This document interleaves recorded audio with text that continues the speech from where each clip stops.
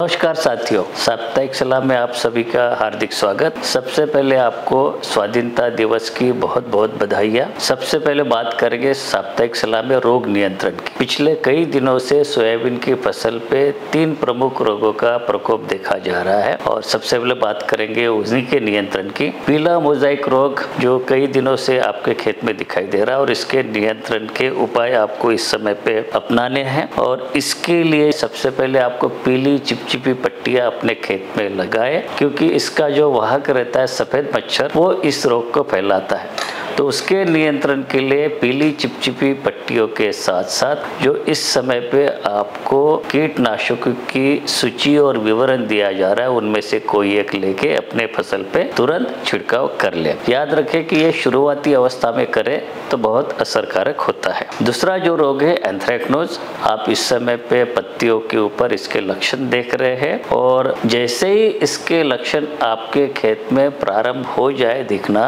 तभी इसके नियंत्रण के उपाय अपनाए तो नियंत्रण करना संभव हो जाता है। और इसके लिए उपयुक्त रसायनों की सूची और विवरण आप इस समय पे स्क्रीन पे देख रहे हैं। तीसरा जो रोग सोयाबीन की फसल पे इस समय पे है, उसका नाम है राइजोक्टोनिया एरियल ब्लाइट और पिछले कई सालों से ये सोयाबीन की फसल पे देखा जा रहा है। इस रोग का भी नियंत्रण बहुत आसान हो जाता है शुरुआती अवस्था में, ये इसको देख ले। और इसके नियंत्रण के लिए जो रसायन है फ्लुक्सोपायरोक्साइड प्लस पायरोक्लोस्ट्रोबिन या पायरोक्लोस्ट्रोबिन प्लस इपिक्साकोनाजोल या फिर पायरोक्लोस्ट्रोबिन जो ग्रैनुलर फॉर्म में आता है, वो भी आप ले सकते हैं और इसका छिड़काव आप तुरंत अपनी फसल पे कर सकते हैं। अब बात करेंगे कीट नियंत्रण की। साथियों, पिछले कई दिनों से हम आपको पत्तियां खाने वाली इल्लियों के बारे में अवगत करा रहे हैं और उसमें अभी तक आपने देखा तंबाकू की इल्ली या हरी सेमिलोपर इल्ली, लेकिन ये समय है चने की इल्ली के नियंत्रण का भी, क्योंकि इस समय पे इसका प्रकोप कई क्षेत्रों में शुरू हो गया। ये कई प्रकार की होती है, विभिन्न रंगों की होती है, जैसे कि आप इस समय पे चित्र में देख रहे हैं। और इसका नियंत्रण करने के लिए जो उपयुक्त दवाओं का विवरण आप इस समय पे स्क्रीन पे देख रहे हैं, इनमें से कोई भी एक दवा लेके 450 से 500 लीटर पानी के साथ में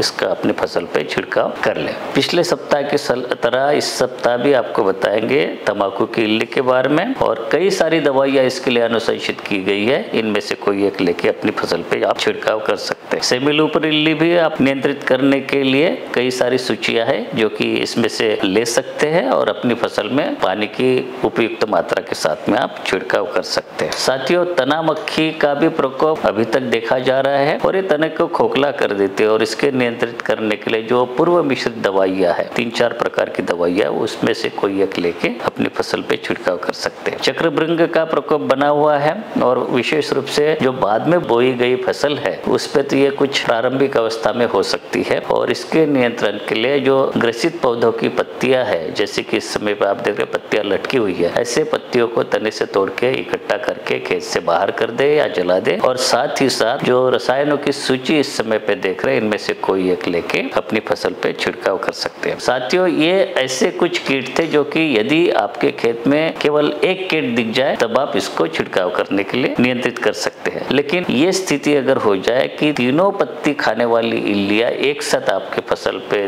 दिख जाए तो एक ही रसायन के छिड़काव से ये तीनों प्रकार की इल्लियों का नियंत्रण कर सकते हैं। और इसके लिए जो अनुशंसित दवाइयां है स्पाइनोटेरम, क्लोरेंट्रानिलिप्रोल या क्लोरेंट्रानिलिप्रोल का लैम्बडा साइलोथ्रिन के साथ में पूर्व मिश्रित कॉम्बिनेशन है, तो इसका आप छिड़काव कर सकते हैं। और यदि साथियों तीनों प्रकार की इल्लियों के साथ में तनाछेदक इल्ली भी और रस चूसने वाले कीट जैसे कि सफेद मच्छर भी है, तो उसको भी नियंत्रित करने के लिए इनमें से केवल एक रसायन का छिड़काव आप कर सकते हो। ये इन दवाइयों का नाम है थायोमिथाक्सम और लैम्बडा साइलोथ्रिन का पूर्व मिश्रित फॉर्मुलेशन, या बीटा साइक्लोथ्रिन और इमिडाक्लोप्रिड ये पूर्व मिश्रित होती है, या क्लोरेंट्रानिलिप्रोल और लैम्बडा साइलोथ्रिन का भी पूर्व मिश्रित एक कॉम्बिनेशन होता है, या फिर इंडोक्साकार्ब है। इनमें से कोई एक दवा आप ले सकते हैं। साथियों, जहाँ पे सूखे की स्थिति से हमारी फसल गुजर रही है तो आपको यह करना पड़ेगा, जो सिंचाई के साधन यदि आपके पास है तो तुरंत अपने खेत में दरारें पड़ने से पहले ही सिंचाई का उपाय अपनाएं और जहाँ पे ज्यादा वर्षा हो रही है वहाँ पे जल निकास की व्यवस्था भी आपको करनी पड़ेगी। साथियों, जहाँ पे अर्ली वैरायटी लगी हुई है, फलिया में दाने भरने की स्थिति है, चूहे का नियंत्रण आपको करना पड़ेगा। आप इस समय पे देख रहे चूहे किस तरह से होल बना लेते हैं और वहां से रह के पत्तियों को काट के गिरा के या किनारे से कुतर कुतर के दाने खा लेते हैं। तो इसके लिए जो भी आपको उपाय पता है या फ्लोकोमाफेन नाम का एक जो रसायन है उसके 15-20 बेड गोलियां बना के इनके दरों के आसपास आप रख सकते हैं। साथियों, जहाँ पे बीजोत्पादन का कार्यक्रम आप ले रहे हैं यानी कि अपनी फसल में से ही अगले साल के लिए बीज बना के लिए रखेंगे, तो शुद्धता बनाए रखने के लिए अन्य वैरायटी के पौधे अपने खेत से निष्कासित कर ले, उखाड़ दे। कुछ क्षेत्रों में जो व्हाइट ग्रब यानी कि सफेद सुंडी का प्रकोप देखा जा रहा है, जहाँ पे सूखे की स्थिति है वहाँ पे अधिक ये नुकसान कर लेती है। तो इसके नियंत्रण के लिए जो बीटा साइक्लोथ्रिन और इमिडाक्लोप्रिड जो दवा है 350 मिलीलीटर प्रति हेक्टर सॉइल ड्रेंचिंग करनी पड़ेगी, लेकिन पानी के साथ में ऐसे छिड़काव ऐसे करें कि जो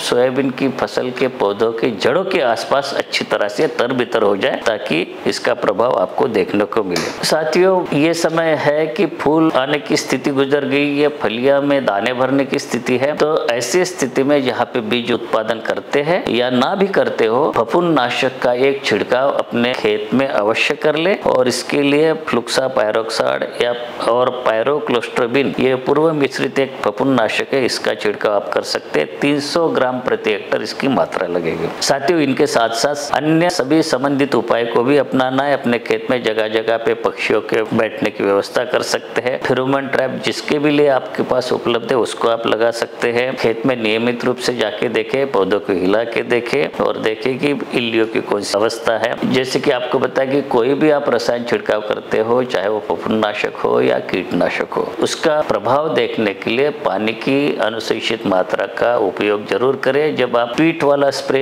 नैपसेक स्प्रेयर जिसे कहते हैं उसको उपयोग करते हैं तो 450 से 500 लीटर प्रति हेक्टर का मात्रा लगेगी और यदि आप पावर स्प्रेयर का उपयोग करते हैं तो 150 से लेकर 200 लीटर प्रति हेक्टर तक आप पानी का प्रयोग कर सकते हैं। साथियों, ऐसे रसायन जो कि अनुशंसित नहीं किए गए हैं उनका कदापि अपने फसल में उपयोग नहीं करें और ना ही उसका मिश्रित उपयोग करें। जब आप रसायन क्रय करते हैं तो दुकानदार से हमेशा पक्का बिल लें और ये भी देखें कि दवाई जो आप खरीद रहे हैं वो एक्सपायरी तिथि के अंदर की हो और जिनका पूर्व अनुभव नहीं है उसका उपयोग नहीं करें। जहाँ पे जैविक नियंत्रण करने की बात आती है तो कई प्रकार के जैविक कीटनाशक हमारे साथ में उपलब्ध है, बैसिलस थुरिंजेंसिस या बिवेरिया बैसियाना, इनमें से कोई एक लेके अपनी फसल पे छिड़काव कर सकते हैं। ये थी अभी तक की साप्ताहिक सलाह। मिलेंगे अगले सप्ताह, तब तक के लिए आज्ञा दीजिए। नमस्कार।